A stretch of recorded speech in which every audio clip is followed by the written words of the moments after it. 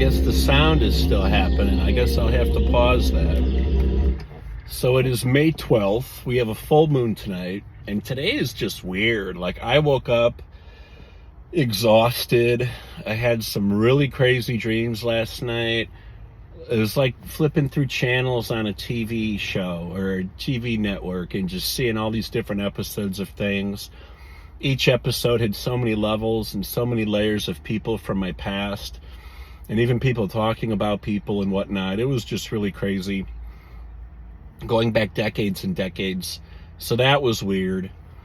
And then, I got out on a nice, beautiful hike today. It's like 80 degrees as of right now, and it's a bit overcast, but there's a big halo around the sun all day today when I was hiking. So that's kind of cool to look up and see. There's a bald eagle just floating up there by the sun within that halo. He just hanging, not moving, just riding the waves and just stagnant in one spot. And I had like no energy on this hike today, right? And I was like, do what you can do. Get to the bench, do a meditation. It's more of a spiritual day. It's more of a release day. All these things gone through my head lately. And I'm sitting there doing my meditation, and my hair is longer than it's ever been in my 48 years of life. And I don't even know what I'm doing. I'm just letting it grow all wild. The eyebrows, the hair, everything. So as it blows around in the wind, because I take my sunglasses and my hat off and my sandals off, and I'm sitting on the bench out in this big field, right off the trail in the open prairie, you're constantly touching things. You're like, oh, that's my hair. Oh, that's the wind. But, there's bugs all about. So all of a sudden, I open my eyes and I look at my calf on my leg, and there's a tick. And I whack it and crack it and smack it. And then there's another tick on my knee. And I'm like, fuck. And then I look at my other leg and there's two more ticks. And there's a tick on my foot. And I'm tripping out because I'm so sick of ticks already, right? And that was just way too many. So I got up. I'm like, doing a walking meditation, talking to my team, using all the energy I can use. Talk to a few brief people here and there, one or two that I recognize. I point out the bald eagle to everybody because people dig seeing that. Got back to my car, sat there, was going to record a video, and I'm like, I got to get out of here. So I went to my Dunkin' Donuts. I grabbed a refresher. It's the special right now for $3. Went inside a little bit, cooled off in the air conditioning in there, tried to bring my body temperature back up. I'm just hot, I'm drained, and I needed the caffeine boost. So I've been recording a lot of different videos, and something that came to me, I forgot to bring it. It's in the back of my car. I was hiking earlier today, and I found what was like a party decoration. And it's like a spiral, like a blue spiral. There's even an emoji on the iPhone. It's a blue spiral. Kind of like a portal, right? Or a wormhole. Or a Stargate or something of that nature. Or just a swirl, a squiggle. And, of course I found plastic caps and some other stuff today. And I pick up some garbage when I'm hiking just to put it in my little bag and collect it and throw it out. Nature does so much for me, Mother Earth, and they reward me with so many finds on my hike, like stones and feathers and things of that nature, that I'll sporadically pick up garbage. So anyway, one of the stories I was going to drop today is non-UFO, non-UAP related, and that's because I'm giving those stories a little bit of a break or a hiatus. And the next story that's in line, I'm deciding on how I want to tell it, because I don't want to give up too much personal information, not necessarily about me, but other people in there. It'd be kind of revealing to their gifts and talents and whatnot, and it's just, I respect these people, so I have to watch what I put out there. But this is a different story, okay? And it's a bit of a trip.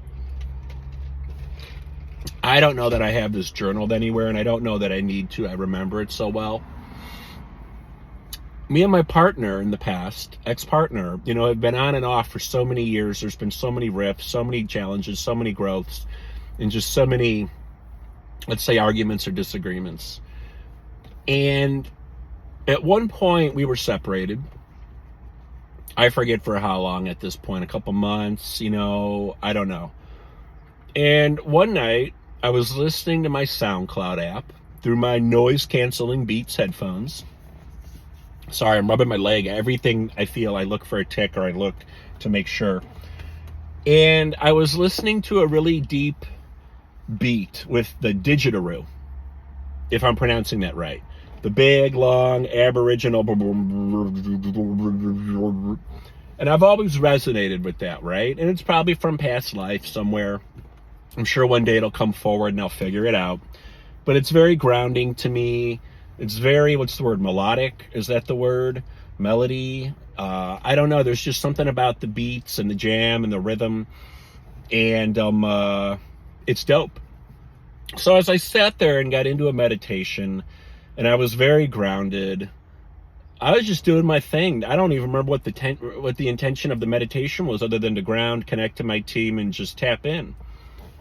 Boom. All of a sudden, before I know it, I'm in the master bedroom of my ex-partner's house, and she's right there sleeping on her bed, just like when I lived there with her multiple times. The room is, dark, but there's all the light coming through. I can see the hallway and the closets to the master bathroom. I can see all the light coming into the master bathroom through the skylight. Everything as I remembered it. I see my shoulder, myself, and I'm looking around the room, and I'm like, what the fuck is going on? And I'm thinking, how did I get here? And then I'm thinking about the kids, her kids. They're both in their rooms. My partner at the time, ex-partner, her door was shut in her room. And I'm thinking, okay, the kids' rooms, their doors are probably shut. I'm sure they're, sleeping by now, especially if she's sleeping.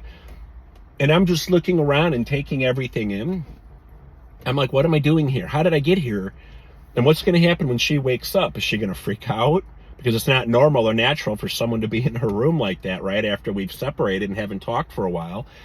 She's going to be wondering, what the hell are you doing? I'm sleeping. How'd you get into my house? And I'm thinking about, the kids hearing this and hearing her talk or shout or yell or question things. So I'm starting to panic as I'm still trying to figure out, what I'm doing there. So all I remember doing was getting down on my hands and knees to show thanks and appreciation for everything, that she had taught me and that we had been through, and everything that she helped on my awakening and bringing things forward and stepping into things, as well as just everything else. But I also needed to make sure I didn't look like a threat. I needed to make it look like I'm here, I'm giving thanks, I'm appreciative, which I've always been. And then before I know it, I woke up and I snapped to, and I realized I was on my couch, and I was like, what the fuck was that? I'm like, did I fall asleep? Did I dream? And as it went through my head, that whole night and the next day, I was like, how was I in there? How was it that real? And I kept thinking, do I need to reach out to her? Do I need to text her? Do I need to call her and let her know, hey, I was in your house. My being was in your house. My spirit was in your house. Or I tapped into your house. I portaled into your house. I fucking bilocated into your bedroom in your house. Now, I know at the time she had some projects going on, as she was part of a foundation, and they were putting everything together to open up the foundation and launch all the programs and the training courses and everything. So she was doing a lot of work with the founder and another partial founder, and they had all this really busy, important, crazy stuff to do. So I originally or eventually reached out to her via text, and I don't know if it was like a week or 2 weeks or 8 days or something. And I just said, hey, I just wanted to let you know on this particular evening, I tapped into a meditation, and I believe I bilocated into your room. I go, I believe I was in your room, in your space, and I go, it freaked me out. I go, and I just wanted you to know in case you felt it, because she feels everything, and she can tap into everything from anywhere at any time. And sure enough, she had replied to me, and she totally felt it. She said, I think it was like getting hit by a truck. Like all this energy just slammed her and hit her, and she didn't know what the hell was going on. And I believe she chalked it up to thinking it was her co-workers / the founder of the foundation and the assistant founder of the foundation doing late work late at night, and that she was just feeling, their energy and everything they were putting in, and just, blah, blah, blah, blah, blah. So that's kind of the story. It's the only time, to my knowledge, that I can remember that I actually bilocated somewhere in a meditation and saw myself in the physical and knew I was where I was. There's many other times I can see things through meditation, and there's a time I've remote viewed, and there's times I've astral traveled, and there's times, sleeping next to her, I've been outside of my body and I didn't know it. I just thought I was awake the whole time laying in bed, but then I realized I was floating right above myself in bed, because when she tapped my leg accidentally in the middle of the night and it jerked me, boom, I snapped right into my body, and then I woke up and I was like, holy shit. And there are a lot of times when we, slept together, I would complain that I was not sleeping. And she's like, you were dead asleep. I saw you, you were even snoring. I'm like, I don't snore, and she's like, you were. I'm like, I was awake. I'm like, I don't know what you're talking about.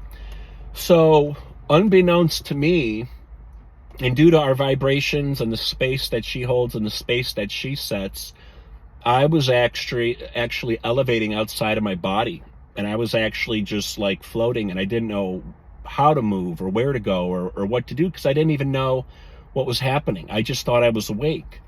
There was another time she was moving around in the middle of the night, and I'm big, I don't like sharing a bed, and she kind of woke me up, and I kind of looked and leaned over and got out of my, sleep, picked my head up off the pillow, and I looked over, and she was getting out of bed, and she was just going to the bathroom, walking into the master bathroom.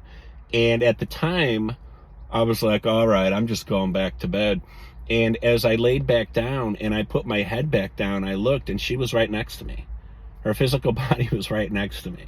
So I don't know where her higher self or her soul or, where she was going or what she was doing. But there's been some really interesting things that I've experienced and that I've seen. And I think, let's see, I'm at the 12-minute mark. I'll tell one more quick story, and I'll just kind of throw this in, okay?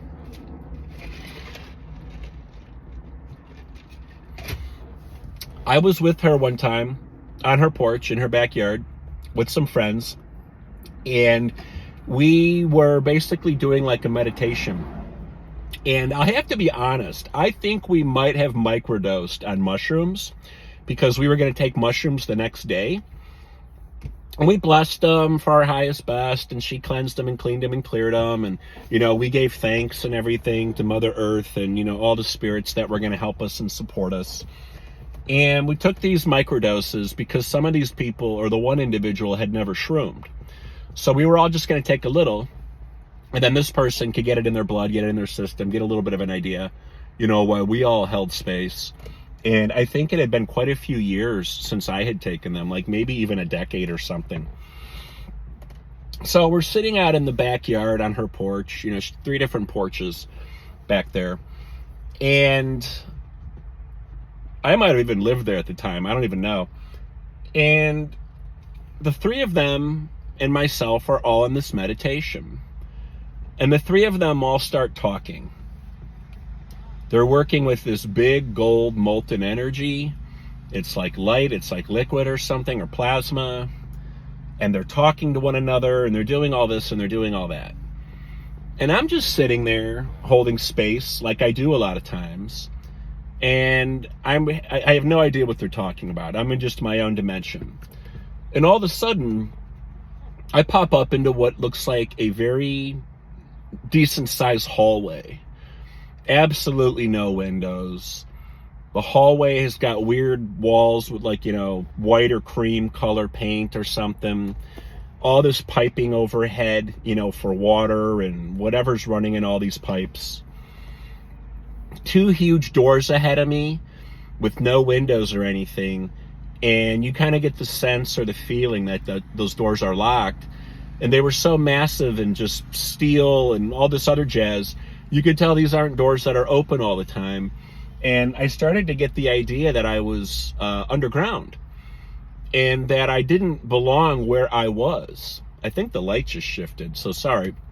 So I'm stuck in this hallway. I know I'm not supposed to go past these doors. I'm afraid of what happens if the doors open and something or somebody comes through. Absolutely no sound down there. Nothing else I could figure out. And I didn't feel like I was there physically because I didn't see my body or my person. I just had the view and the feeling. And then I started to realize I was in an underground military base. I felt or believed I was in Oregon. And then I believed and I felt that this base was connected to all these other trails and tunnels, into California, through Nevada, into the Southwest, and so on. And it's like I was pulled out into space or airspace and given like a view of the United States or Earth and these states and their geography on a map. But then it was showing me all the tunnels and all the connections and where I was up in Oregon and then where it all goes. And I was just like, holy shit, I'm like, what is happening? So at one point, I think it was my partner or somebody else was like, Peter, are you with us? I go, I am somewhere totally different. I go, and I'm not sure what's going on. And that was when they explained what they were doing. And then I explained where I was. I go, I think I'm in an underground military base in Oregon. I go, I'm in a hallway and the doors are closed and they're steel. I go, and I don't want to open them and I don't think I should. I go, because I don't know what's beyond those doors or where it goes. I go, I think I'm way in the middle of a tunnel system or a hall system that isn't used very often. I go, but I know I'm not supposed to be here. And I go, everything about this just feels military, from the colors of the paint to just the coldness of it, I guess you could say, or the seriousness of it. So they were like, we're coming at you and we're going to bring that gold light and we're going to flush it out and, blah, blah, blah, blah, blah. So then before I know it, we're all hanging out and we're talking and yeah, we're on shrooms. We microdosed, right? So maybe that influenced it a little bit or a lot.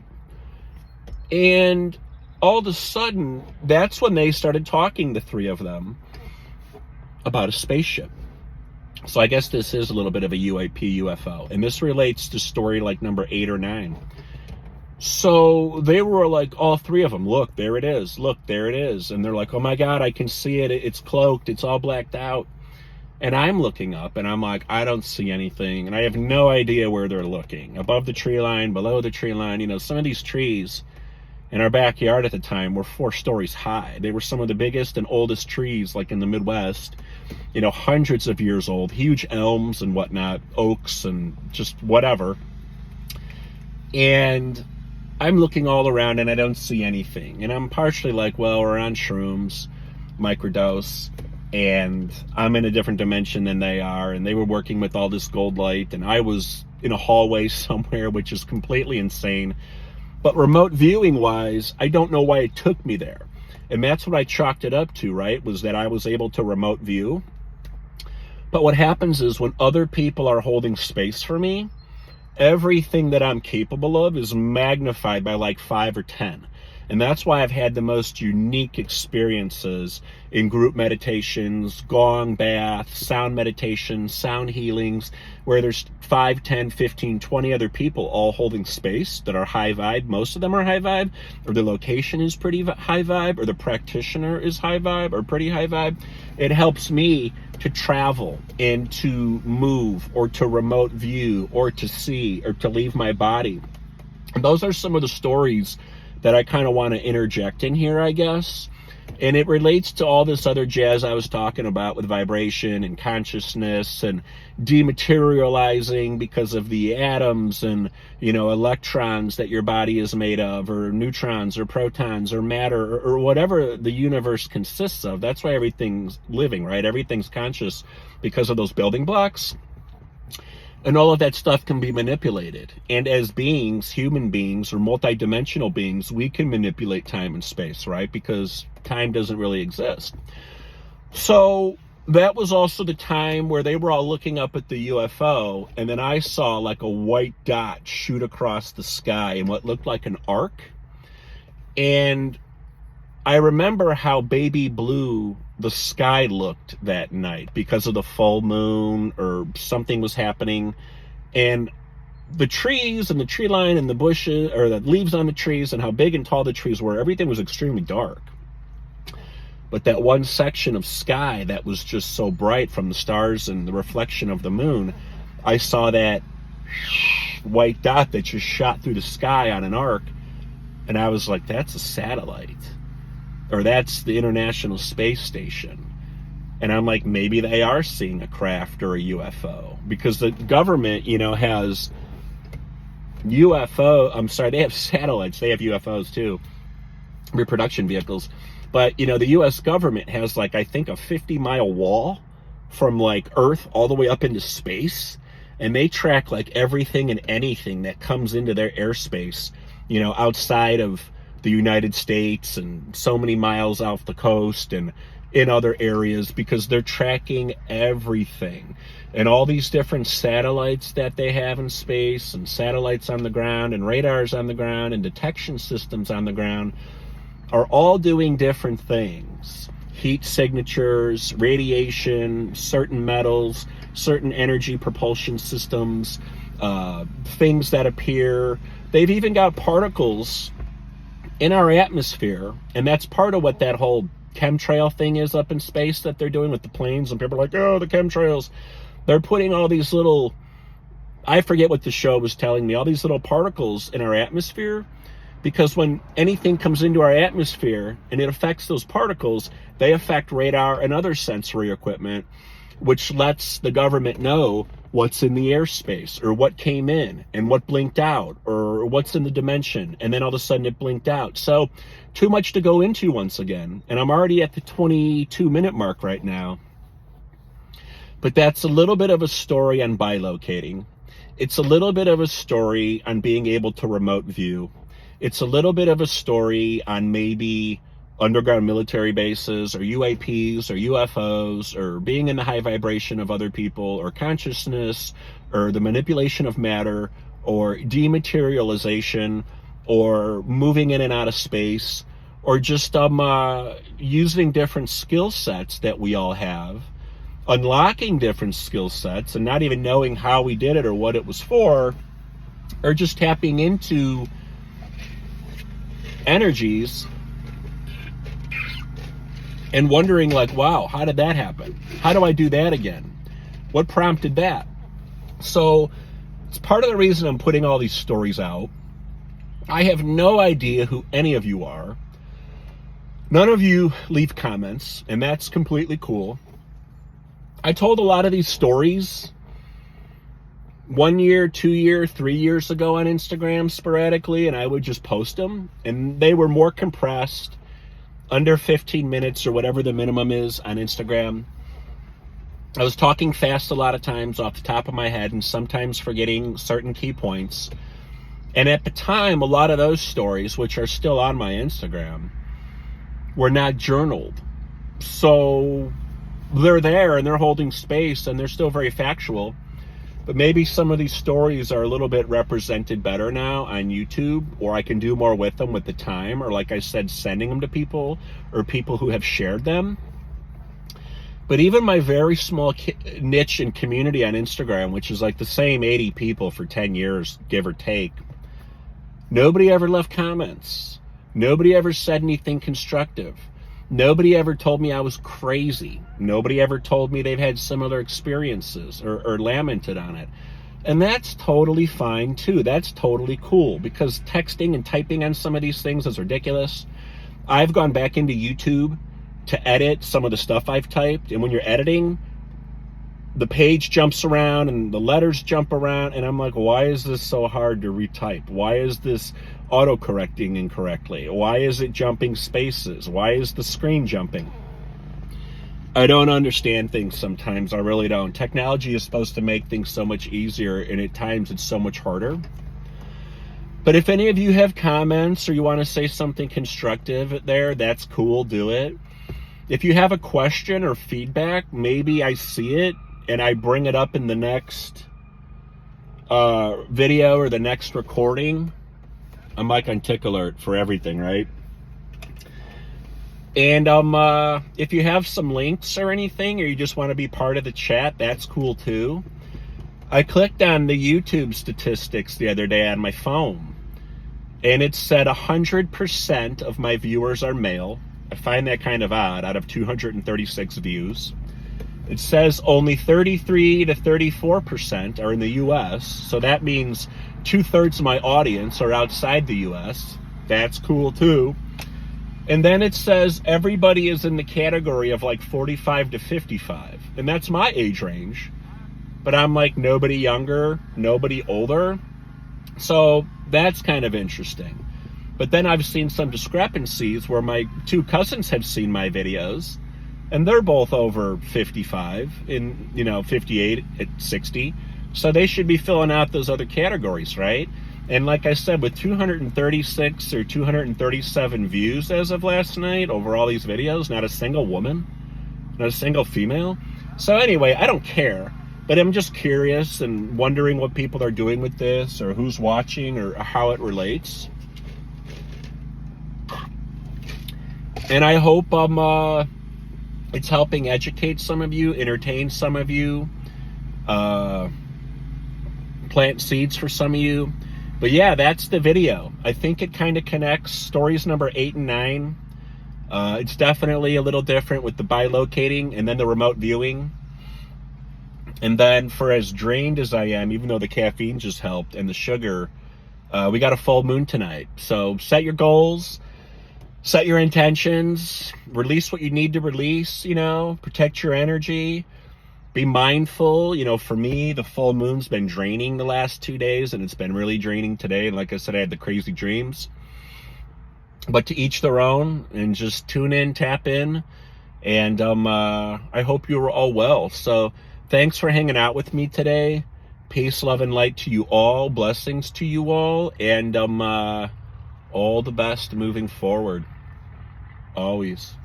Be good. Thanks.